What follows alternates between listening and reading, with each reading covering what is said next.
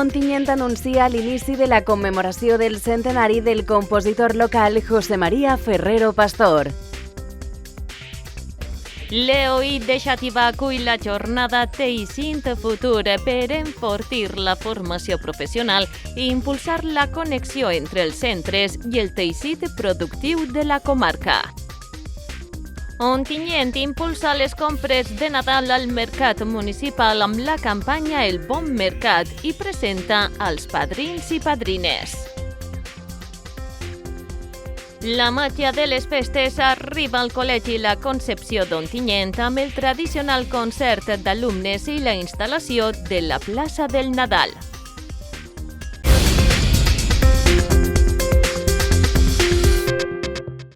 L'alcalde d'Ontinyent, Jorge Rodríguez, ha anunciat l'inici de la commemoració dedicada al compositor ontinyentí José María Ferrero Pastor, amb una programació oberta a tota la ciutadania que s'estendrà al llarg de 2026. Esta mateixa setmana s'inicia esta commemoració amb dues fites destacades: l'aprovació en el ple municipal d'un dictamen per a declarar oficialment el 26 com a any mestre Ferrero, amb motiu del centenari del naixement del músic, i la celebració el proper diumenge 21 de desembre del 99 aniversari del naixement del mestre. Va ser ja son pare qui li transmetia la seva afició musical i des de ben jove va mostrar les seues dots i les seues inquietuds musicals. Va continuar estudis amb Miguel Asensi, amb el padre Pérez Jorge, i amb 19 anys ja componia el seu primer pas doble, que a més d'alguna manera demostrava el que seria també un dels grans amors de la seva vida, la seva ciutat. De fet, el seu títol era Ontinyent. Ja en 1964 composava Ximo, l'himne de la festa de moros i cristians, i probablement la composició que més s'interpreta a qualsevol acte fester. També en Ontinyent li retem homenatge com a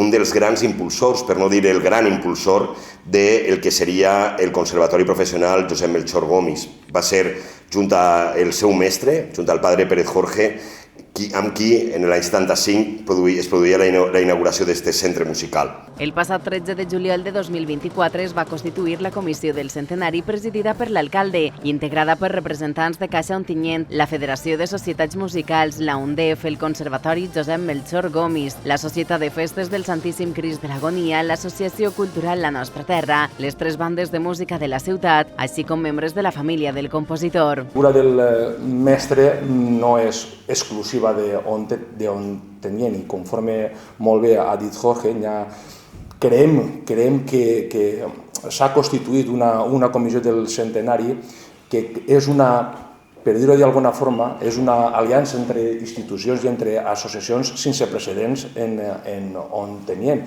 ja que involucra a una gran quantitat d'elles i són molt importants dins del panorama musical i cultural, tant d'Ontinyent com de la comunitat valenciana. Per la seva banda, Daniel Ferrero Silvaje, fill del compositor, ha expressat l'agraïment de la família per la creació de la comissió i per la voluntat de mantenir viva la memòria del mestre Ferrero més enllà de la seva música. Sí que ens agradaria a la família que ho han comentat dins de la comissió que la música del mestre Ferrero es recorda i es coneix, però la seva imatge, conforme van passar les generacions, va desapareguent. Entonces, un dels objectius també que tindrà l'any que ve és que la imatge del mestre estigui sempre present per a que les generacions vegin una foto del mestre i sàpiguen qui era el mestre. Això és una cosa que sí que creiem que seria important. Tot i que encara no s'ha desvelat la totalitat de la programació, el pròxim 10 de gener tindrà lloc la presentació oficial de la imatge de l'any mestre Ferrero, moment a partir del qual s'aniran donant a conèixer progressivament les activitats previstes, que comptaran amb la participació de diverses institucions locals i autonòmiques.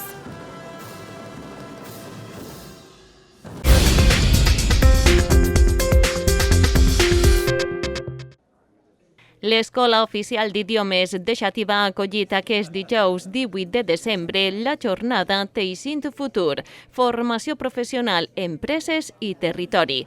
Una trobada que ha reunit a prop de mig centenar de professionals vinculats a l'educació, l'empresa i el desenvolupament local.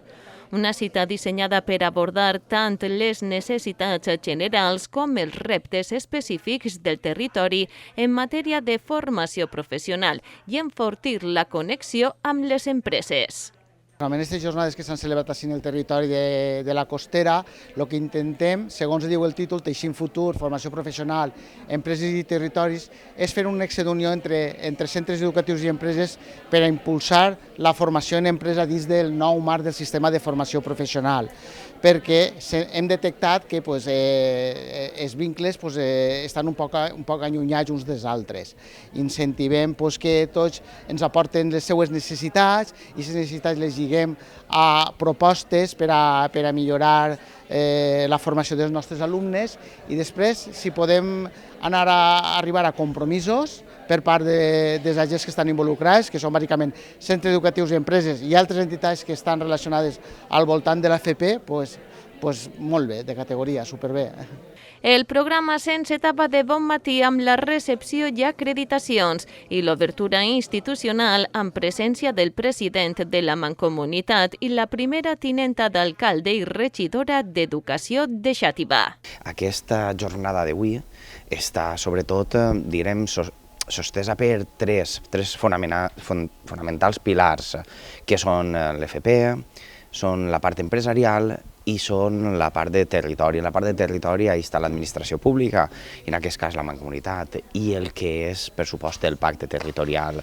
Així nosaltres venim a recolzar, a escoltar, a veure quines propostes d'eixes idees, d'eixes necessitats que eixen tant de la part dels estudiants com de la part empresarial, com podem unir-les i començar a treballar des de l'administració pública, creant aquest camí, aquesta línia a seguir per a que l'esforç que es fa des de la part educativa siga realment la que després necessita la part empresarial. Aquesta jornada és molt important, és una jornada de treball per a dignificar la formació professional, una tasca que el que farà serà millorar les condicions laborals de les nostres, sobretot de les persones joves, i també al final millorar la qualitat de la persona que entra en contacte en el món laboral, en l'empresa,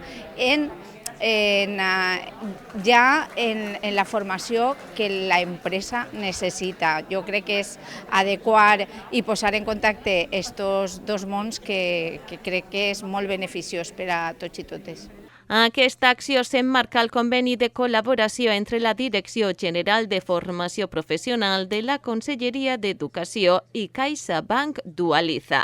En aquest cas, el Consell Territorial de la Costera Canal i part de la Ribera Alta hi ha implantades 19 famílies professionals i 3.000 estudiants, però tot i així es detecta una carència al sector oficis que el mercat laboral està demandant. Tenim dificultats per a trobar treballadors en la construcció, en la instal·lació i manteniment, en la fabricació mecànica, en electricitat electrònica, en l'hostaleria, en les arts gràfiques, i el mercat laboral està demandant-nos aquests perfils. És a dir, que necessitem que des de l'orientació professional es faci un treball exhaustiu per a explicar als nostres joves que els oficis són necessaris i que si estudien una formació professional de qualsevol tipus, de fusta, de fontaneria, d'hostaleria, poden trobar un molt bon futur professional. Lucía seria l'encarregada de la ponència Marca sobre l'FP com a motor de talent i competitivitat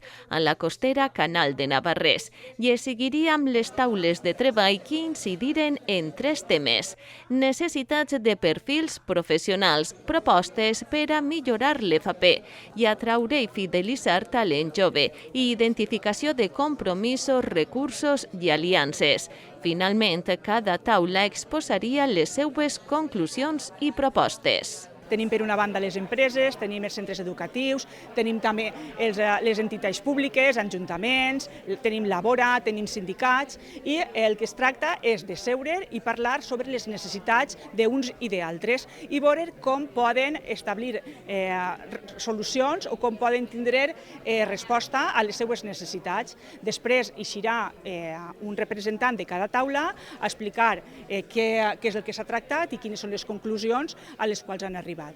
I la finalitat és després fer un informe sobre que ens contextualitzi en el nostre territori quines són les necessitats de les empreses i dels centres educatius per a poder, des de la Direcció General d'FP, donar resposta. Aquesta jornada s'ha replicat simultàniament als 20 consells territorials que vertebren la Comunitat Valenciana.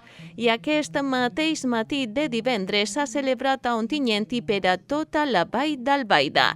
Així, la presentació institucional ha estat a càrrec de l'alcalde Jorge Rodríguez, el president de la Mancomunitat Ismael Sant Víctor i la directora general d'FP de la Generalitat Valenciana, Marta Armendia.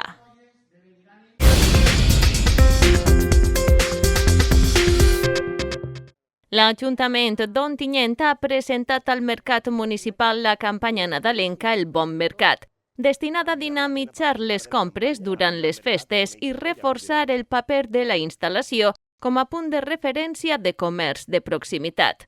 Acte que també ha comptat amb la presència d'un nombrós grup d'influencers locals que actuaran com padrins i padrines del mercat. Jo crec que tenim una molt bona instal·lació, una instal·lació que hem d'aprofitar, que hem de dinamitzar, no sols en la venda de productes, que és la nostra principal preocupació i prioritat, sinó també amb activitats com la que vam fer fa poc del Mercat del Vi, i entre tots, comerciants i hostelers que també ens acompanyen avui en aquesta presentació, dinamitzar el mercat, que siga un centre neuràlgic de la nostra ciutat i que ens ajude també a mantenir les nostres tradicions. Avui en concret presentem una campanya que es diu El Bon Mercat i que està relacionada amb la clientela del mercat d'Ontinyent i també amb els padrins i madrines que venen ací al mercat d'Ontinyent, que compren al mercat d'Ontinyent i que són la millor imatge que podem donar de la nostra ciutat i del nostre mercat. I és que moltes han sigut i són les accions impulsades als darrers anys que han contribuït a donar-li vida al mercat i a atraure clientela. Vam començar tractant de salvar aquest desnivell orogràfic que existeix per tal de facilitar l'accés a través de les escales mecàniques. Ho vam intentar també a través d'aquest bar de Catamercat, que també d'alguna manera és un element més de dinamització i d'atracció de la gent i dona molta vida amb el mercat del vi, i dins del nostre esforç també incloem esta campanya de Bon Mercat, en el que aprofitant precisament unes dates tan assenyalades com és el Nadal i aprofitant també la capacitat d'influència, la capacitat de coneixement dels nostres influencers locals, anem a tractar de publicitar, de donar a conèixer al conjunt de la ciutadania tot el que el mercat té per a oferir-los. Una campanya que inclou el repartiment directe de bosses de compra reutilitzables. Els clients que compren en el nostre mercat els caps de setmana, en concret el dissabte 20, 27 i 3 de gener. Totes les persones que facin una compra superior a 100 euros aquests dies obtindran una bolsa de Rolser, on, com vegeu, posa Ontinyent Comercial, que és la marca comercial que des de l'Ajuntament d'Ontinyent ja fa un temps vam promocionar per a que siguera un marc on poder tindre tota aquesta imatge que nosaltres volem que represente el nostre comerç local. I el paper dels influencers locals serà donar visibilitat a la iniciativa a través de les seues xarxes socials. Vull donar-los les gràcies per confiar en l'Ajuntament d'Ontinyent, per dir des d'un primer moment que sí a formar part d'esta campanya que estem organitzant amb tant de carinyo des de l'Ajuntament d'Ontinyent, i ells, com vos dic, són o seran, però crec que ja són, perquè som persones que venen ja a comprar al nostre mercat, que ja confien en el nostre mercat, en els productes del mercat d'Ontinyent i en els comerciants que estan ací. Seran els padrins i madrines del nostre mercat i també tindran un obsequi que serà en concret també una bolsa de Rolser i després a través de les seues xarxes socials donar-li difusió, visibilitzar i donar-li publicitat al mercat d'Ontinyent. La gent que vindrà a comprar i il·lusionats de comprar-se així i tenen de tot. Claro, jo sempre dic que hi ha que comprar coses del poble, igual això que la roba, que tot, tenim de tot, no, Jorge? Claro, que vingueu a comprar i que gasteu els diners així, no per ahir. Recordem que les bosses es lliuraran els dissabtes 20 i 27 de desembre i 3 de gener a les 10 primeres persones que acrediten compres per més de 100 euros.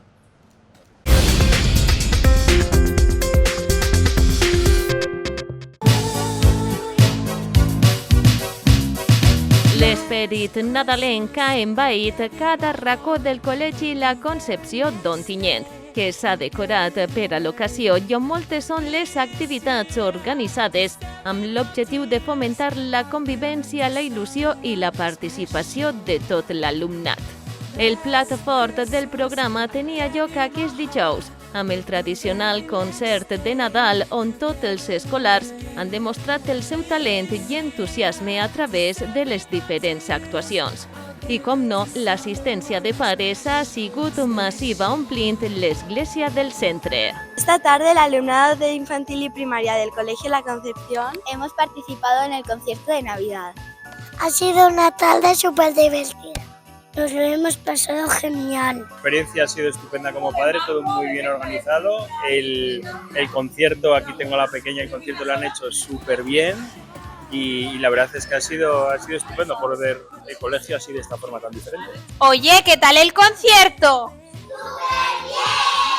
Posteriorment es va instal·lar la plaça del Nadal, un espai ple de màgia on també es va dur a terme un fum d'activitats, com tallers, un berenar compartit, fotocol nadalenc i la participació, entre altres, de l'Associació d'Antics Alumnes. Somos de los grupos franciscanos y hemos creado un taller donde los niños pueden crear sus propias campanas. Y además también pueden pintar bolas de Navidad y elegir la campana que más les gusta. Estamos en el Colegio de la Concepción haciendo la merienda navideña de todos los años y repartiendo chocolate, magdalenas, ensaimadas, croissants, con mucha ilusión, mucho amor y nada, y ese espíritu navideño. Estamos merendando con la familia chocolate. Entonces la col·laboració nostra dels antics alumnes pues consisteix en preparar paquetes de roses que les tens per així, no sé si està després les enfoques. Així darrere també tenim antics col·legials que estan preparant les roses i a més tenim també fulletes per a poder fer-se socis, per a que els pares que vinguen a veure el festival, a veure els seus xiquets, molts seran antics alumnes, entonces si s'associen a l'associació es donarem regalets que tenim per així, que són també obsequi de gent que han sigut antics alumnes i han volgut col·laborar també en aquesta festa del Nadal. Cites que han sigut molt ben acollides on tot l'alumnat ha gaudit intensament, contribuint a crear un ambient festiu i acollidor que reforça els valors de companyia i alegria pròpies d'aquestes dates tan especials.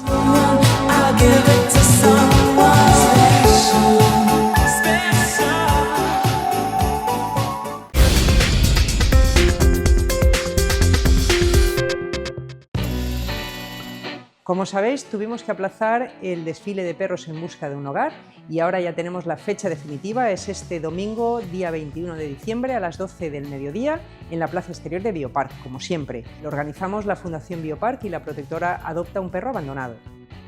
Recordad también que esta 27 edición del desfile de perros en busca de un hogar vamos a tener la presencia de unos cuantos perros, alrededor de 15 perros de la protectora Modepran. Todos estos perros son todavía víctimas de la dana y necesitan con urgencia rehacer su vida y encontrar pues esa familia. La periodista de Apunt, Rosa Romero, nos acercará sus historias. Seguimos con buenas noticias. Varios de los perros que tenían previsto venir fueron adoptados y esta semana todavía seguimos con ese ritmo. También se han adoptado algunas más. Pero, como ocurre en estos casos, al mismo tiempo, la mala noticia es que continúan entrando perros en la protectoras. Ya sabemos que van a venir varios cachorros que, han sido recogidos durante esta semana. Ante esta situación es totalmente necesario insistir en el mensaje de no abandonar animales. Es un delito. Este domingo 21 estamos ya justo a las puertas de la Navidad, un momento muy emotivo, muy bonito para las familias y en el cual, siempre estamos pensando en los regalos. Una vez más, queremos lanzar un mensaje muy claro. Ahora en Navidad y en ningún momento se pueden regalar animales como si fueran un juguete, como si fueran un objeto. No lo son seres que necesitan todos nuestros cuidados y las responsabilidades para toda la vida del animal. Así que quien quiera que uno de estos maravillosos animales forme parte de su familia, la mejor opción es que venga al desfile y que adopte. Hay muchísimos perros que lo único que necesitan es esa segunda oportunidad y un hogar para toda su vida.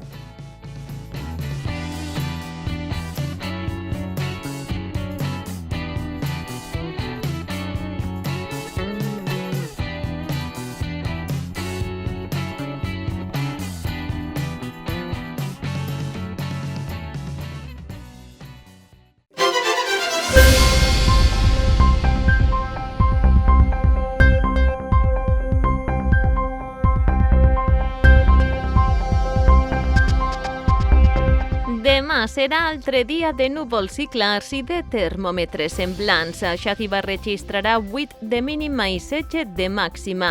Ontinyent 8 i 15 i Énguera 6 i 15 graus. La mateixa situació es viurà a les comarques costaneres, amb temperatures més agradables, 11 i 16 per a Gandia i 12 i 15 graus per a Dénia. En l'apartat de col·laboracions dels nostres espectadors, una boira persistent ha protagonitzat l'amanèixer de l'Olleria, ja que fins les 10 del matí no s'ha vist el terme. Són de Marinieves Sánchez.